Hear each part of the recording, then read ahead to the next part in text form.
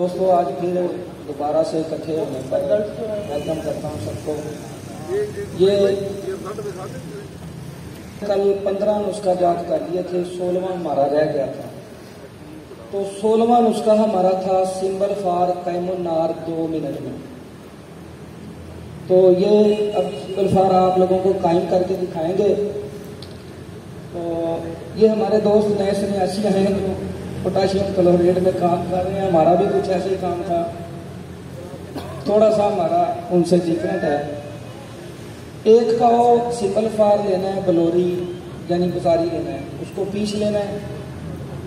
1 पाव काफूर लेना है, उसको अलग से पीस लेना है। और 1 पाव पटाखा पोटाश लेना है। इन तीनों को सिंबल फार, काफूर और पटाखा पोटाश, पोटाशियम कार्बोनेट, इनको अलग अलग पीस के तो आपस में चम्मच के साथ मिक्स कर दें और एक कढ़ाई के अंदर रख के खुली जगह पे रख दें और माचिस की तीली जलाकर उसके ऊपर रख दें।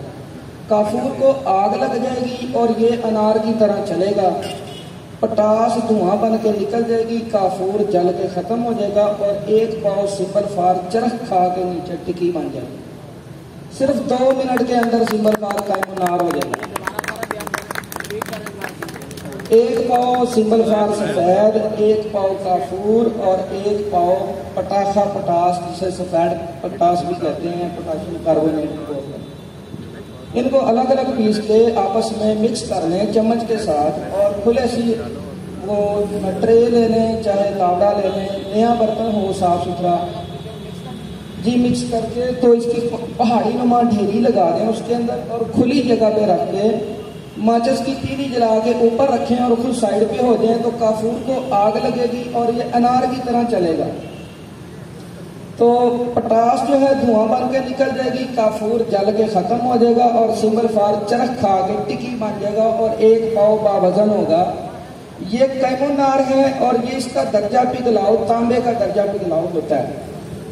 तो ये भी वही जो सब साहब बता रहे थे कि हीरे का कुश्ता करता है, तो ये हीरे का कुश्ता भी करता है अक्सीरी। आगे इसकी भी वही चालें हैं। तो इसको अगर 1 तोला ये सिंबल फार ले लें, आगे की मैं एक चाल बता रहा हूँ। 1 तोला ये काइन सिंबल फार ले लें और 1 तोला कच्चा पारा खर्ल करें और 1 तोला साथ कलमी शोरा खर्ल कर दें और इसको बंद करके 2 से रोकनों की भड़के की आग दें तो शोरा निकल जाएगा और पारा सिंबल फार के साथ बावजन कुश्ता हो जाएगा।